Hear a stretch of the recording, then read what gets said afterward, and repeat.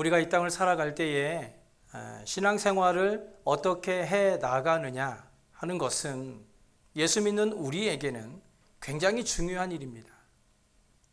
왜냐하면 믿지 않는 사람들과 섞여서 살아가는 이 세상에서 바른 신앙생활은 성결한 삶을 유지하고 예수님을 닮아가는 방법이기 때문입니다.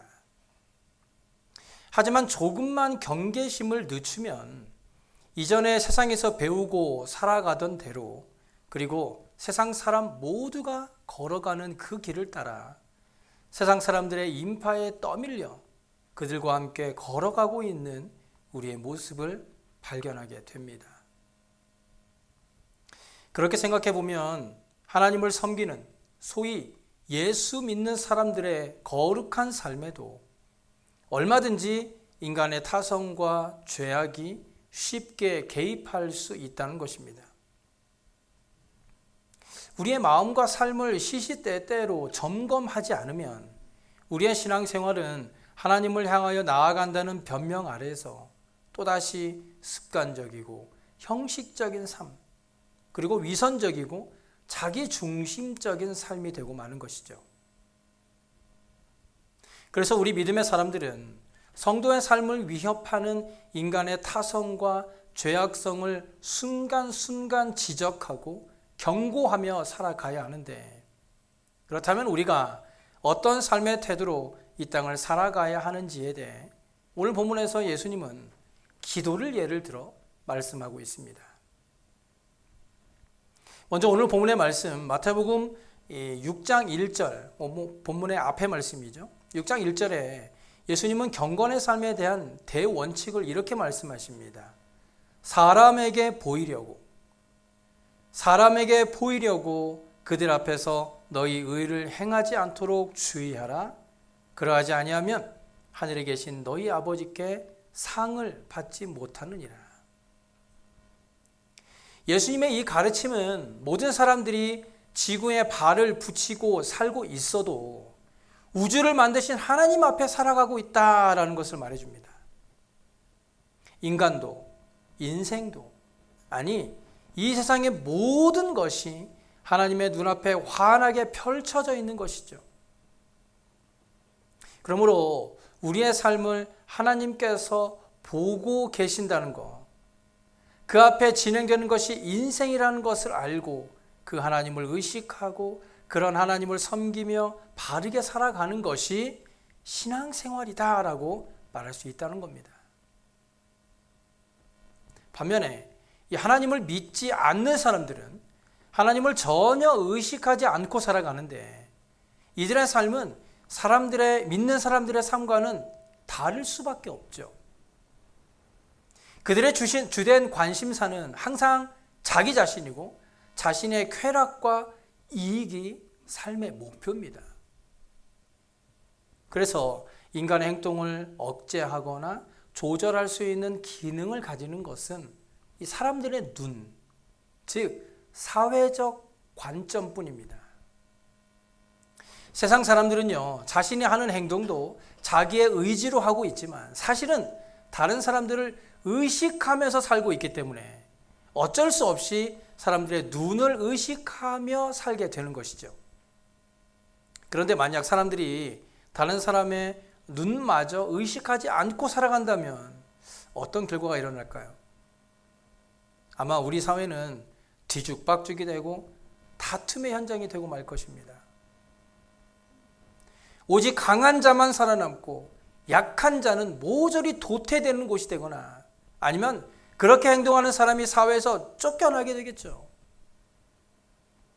그래서 이 사람들의 눈이란 하나님을 믿지 않는 사람들 사이에서는 그 사회를 구성하게 되고 질서를 유지하게 하는 이 막중한 역할과 강력한 기능을 가지고 있다고도 말할 수 있습니다. 그런데 하나님을 믿는 사람들은 눈을 더 크게 뜨고 세상을 만드신 하나님을 바라보고 하나님을 의식하며 살아가야 됩니다. 바라보는 시선이 다르죠. 사람의 눈을 의식하는 것은 하나님을 믿는 사람들에게는 오히려 부정적인 기능을 가지기 때문에 오히려 일시적이고 이 체면치레의 삶을 만들어낼 수밖에 없어요. 즉, 형식만 괜찮으면 그 속도 다 괜찮다고 하는 형식주의를 만들어내는 것이죠. 하지만 하나님은 사람들이 자기 멋대로 살아가는 것을 원치 않으십니다. 사회적으로 변하고 요동하는 그런 삶이 아니라 하나님의 계획에 따라 분명한 구심점이 있는 거룩한 삶을 원하신다는 거예요. 그래서 이 사람들의 눈이 아니라 세상을 만드셨고 지금도 여전히 다스리고 계시는 하나님의 눈을 의식하며 절대적인 기준인 하나님의 말씀에 따라 살아갈 것을 명령하셨습니다. 즉, 하나님의 뜻에 관심을 가지게 하시고 하나님 앞에서 바르게 살아가라라는 것이죠. 그러면서 6장 2절부터 4절에서 예수님은 구제 활동을 예를 들어서 사람에게 보이려고 하지 말고 하나님께 보이기 위해 최선을 다하라고 말씀합니다. 그리고 나서 오늘 본문의 말씀을 하시면서 하나님을 섬기는 사람들에게 기도란 경건 생활에서 빼놓을 수 없는 아주 중요한 요소라고 말씀하십니다. 예수님께서 설교하시던 당시의 유대인들도 이 기도를 경건 생활의 3대 중요한 요소로 알고 있었고 또 사용하고 있었습니다. 따라서 기도는 바른 신앙생활의 방법에 대해서 예수님께서 가르칠 수 있었던 최고의 예시였던 것이죠. 오늘 본문의 기도에 관련된 이 말씀을 통해서 우리는 잘못된 기도와 바른 기도가 어떤 것인지를 배울 수가 있습니다. 뿐만 아니라 우리의 기도 생활에 침범해 올 수 있는 인간의 마음과 죄악성도 함께 살펴볼 수 있게 됩니다. 그렇다면 기도란 무엇일까요? 기도는 인간이 신에게 바치는 소리입니다. 자신의 목소리를 내어 하나님께 말하는 것이 기도입니다.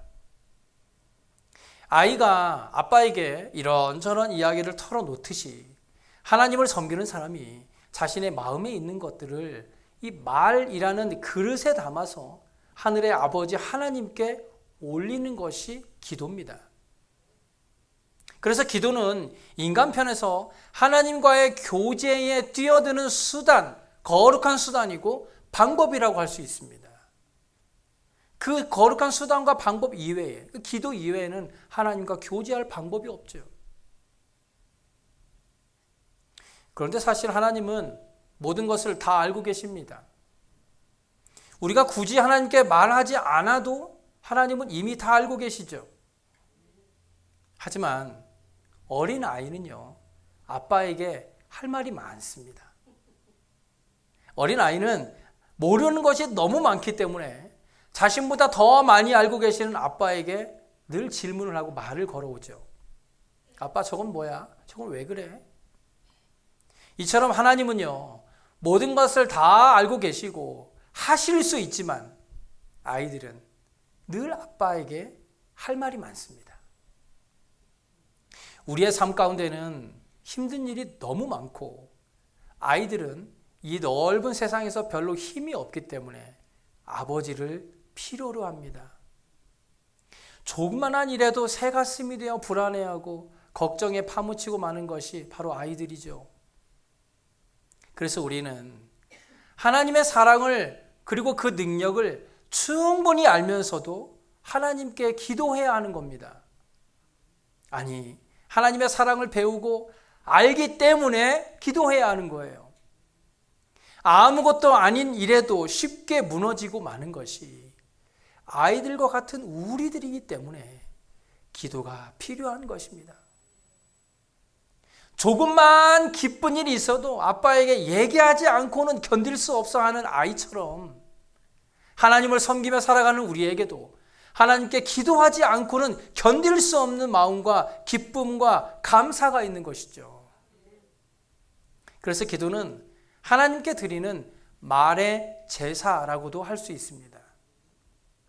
마치 대화를 나누듯이 살아계신 하나님에게 내가 하고 싶은 말을 하는 거예요. 세상을 창조하신 하나님께서 아버지처럼 우리의 기도를 들어주시는 분이라는 이 확신이 우리가 하는 기도의 배후에 깔려 있는 거예요.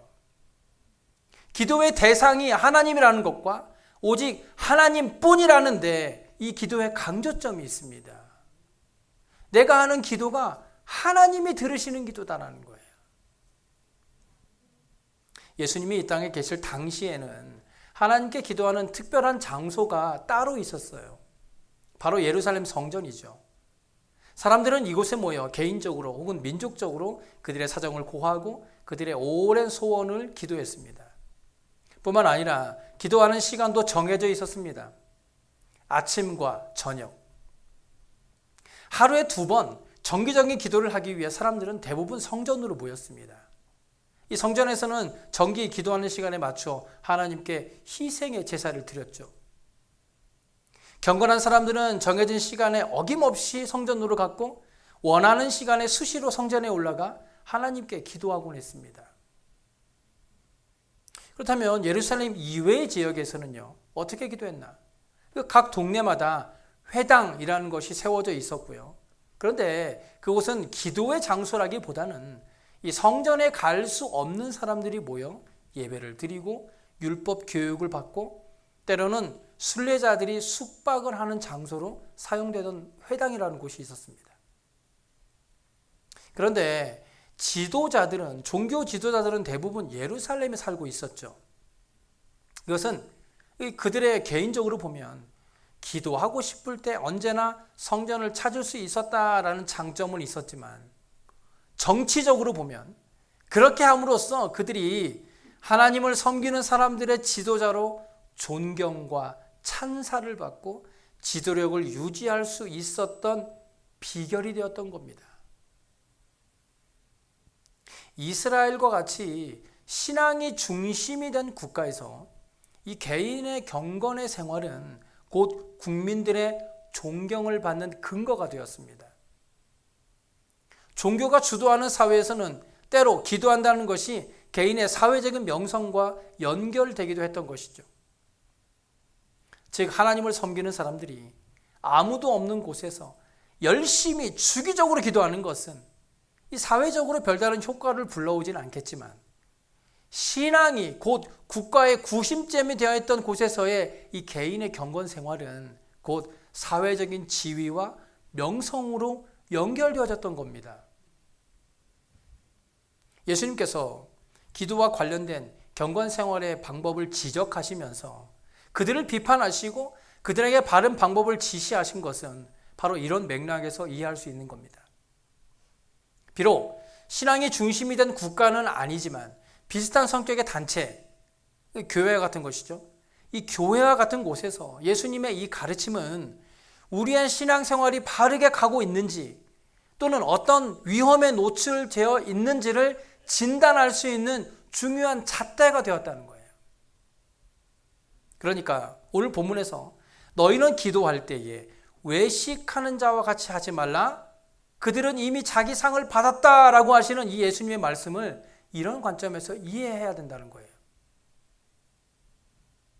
예수님의 기도에 대한 지적은요, 기도할 때 외식하는 자, 즉 위선자들처럼 하지 말라라는 겁니다.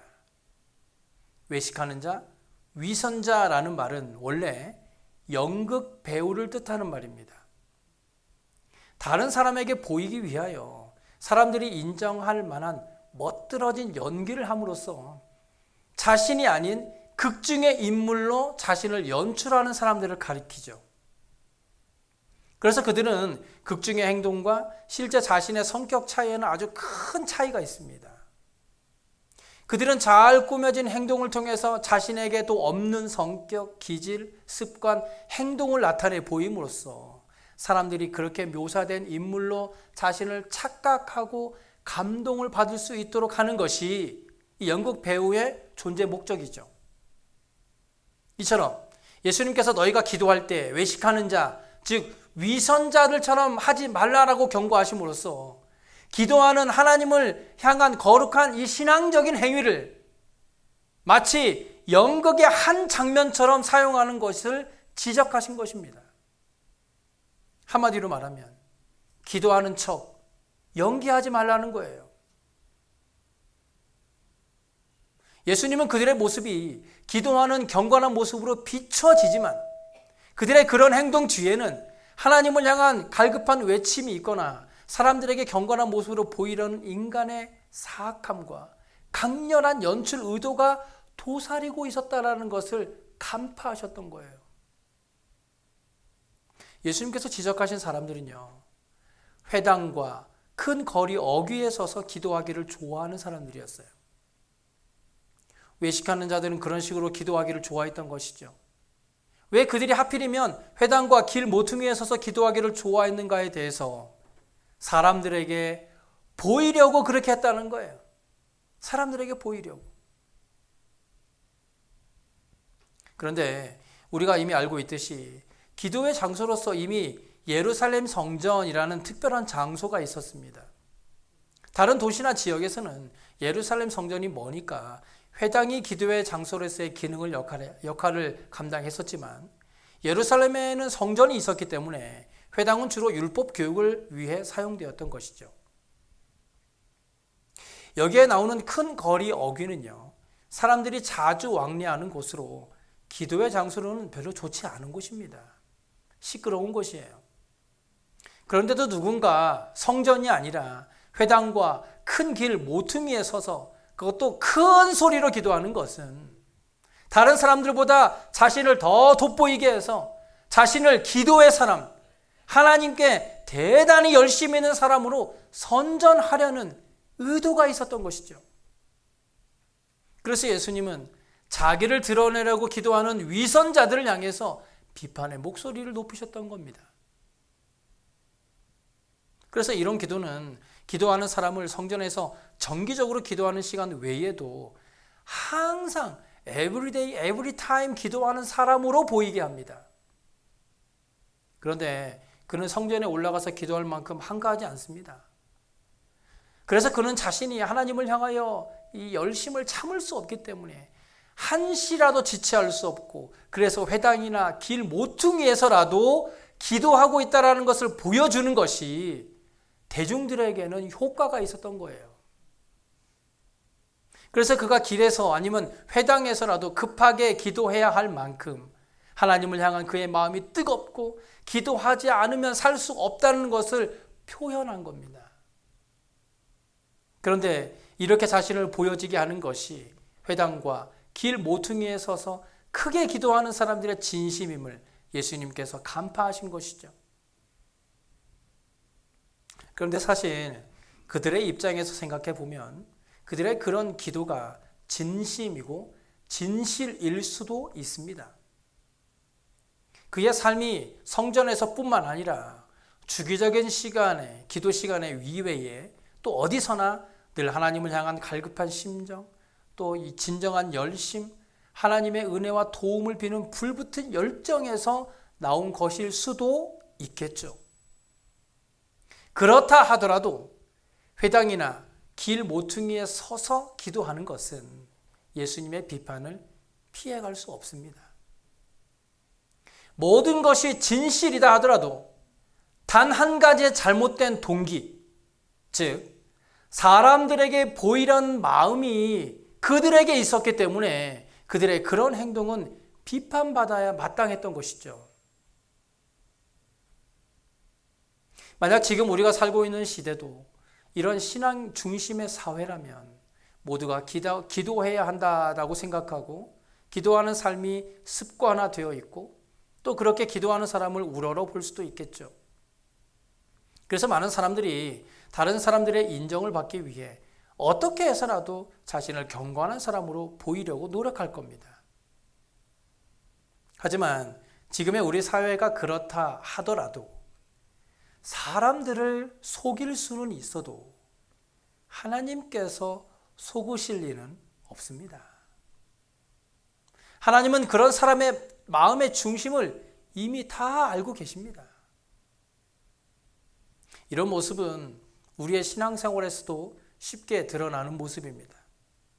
만약 우리 교회가 집사나 권사 혹은 장로를 임직할 때 이 성도들의 투표를 통해 뽑게 된다면 그 후보에 오른 사람은 더 많은 표를 얻기 위해 공적 예배에도 열심히 참석하고 헌금도 잘 내고 또 기도도 더 열심히 하게 될 거예요.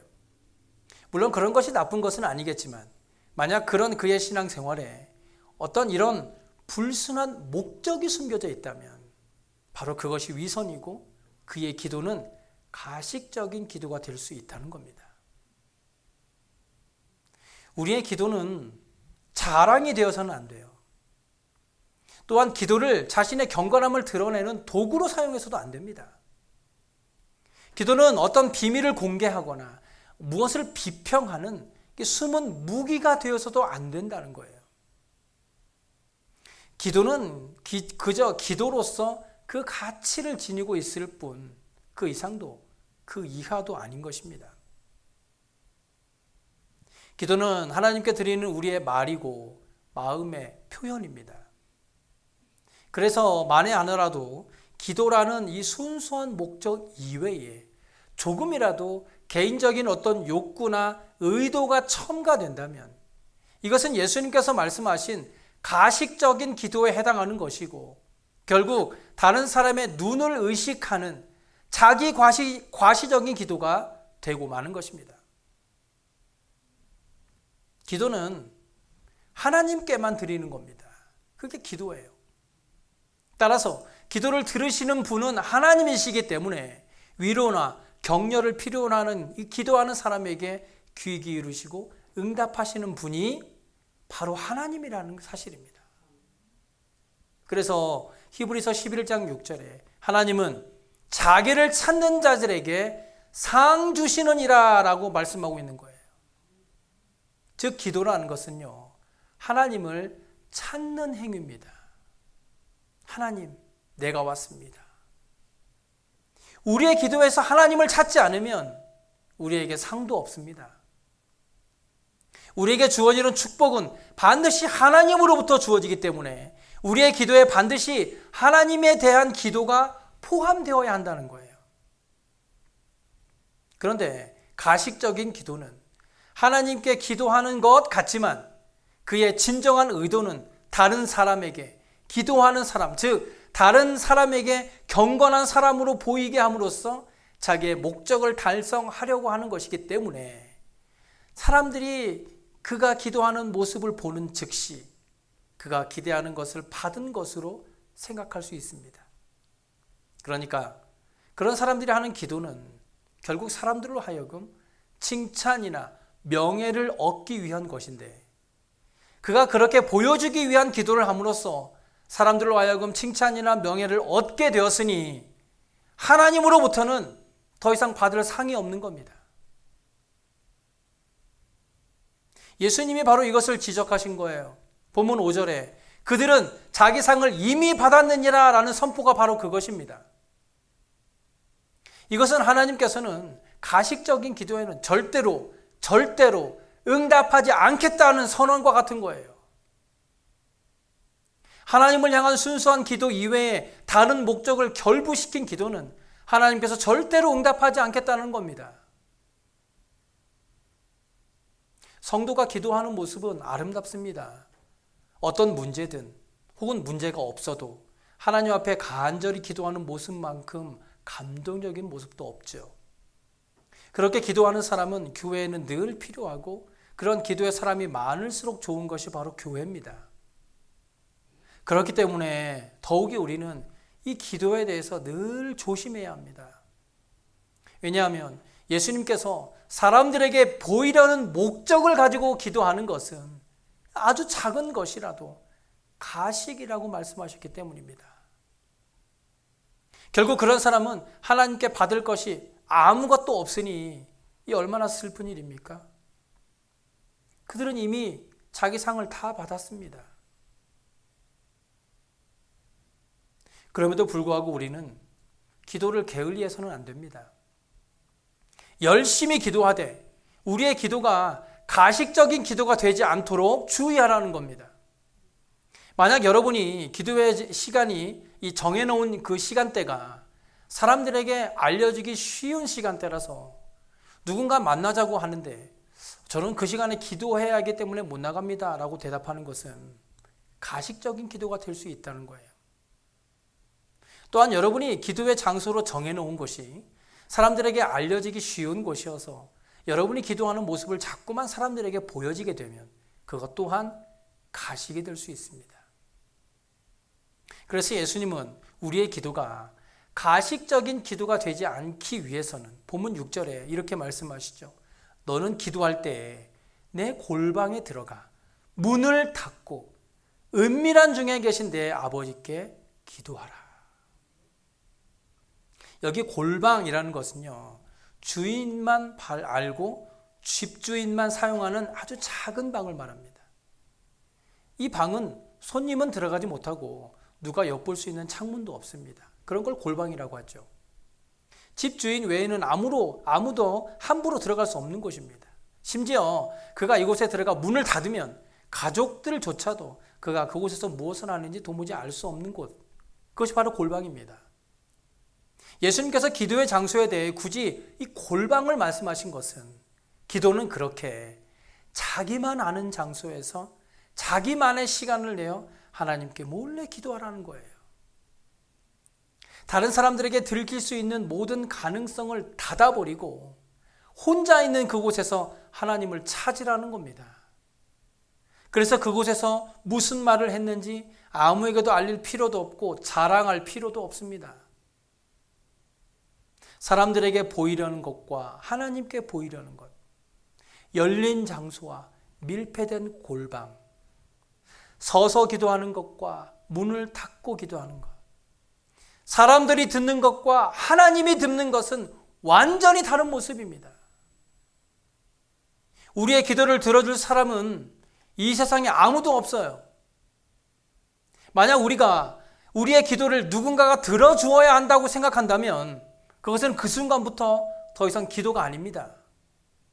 내가 기도하는 소리를 누군가 좀 들어줬으면 좋겠네. 그건 기도가 아니에요. 우리는 기도로 우리를 과시할 필요도 없고 포장할 필요도 없습니다. 그저 모든 것을 알고 계신 하나님께 벌거벗은 자신의 모습을 자신의 입으로 시인하며 말하는 것이 우리가 해야 하는 기도의 참 모습이다라는 거예요. 하지만 집에 골방이 없는 분들도 계시죠. 예수님의 이 골방 기도의 핵심은 자신만의 골방을 만들어서 기도하라는 겁니다. 오롯이 나와 하나님과의 깊은 대화를 할 수 있는 장소와 시간을 정하라는 거예요. 하나님은 바로 그곳에서 우리의 목소리에 귀를 기울이시겠다는 겁니다. 사랑하는 베들교회 성도 여러분, 우리 모두가 기도 생활에 게을러지지 않았으면 좋겠습니다. 하루에 성경을 1시간 읽었다면 기도도 1시간 할 수 있었으면 좋겠어요.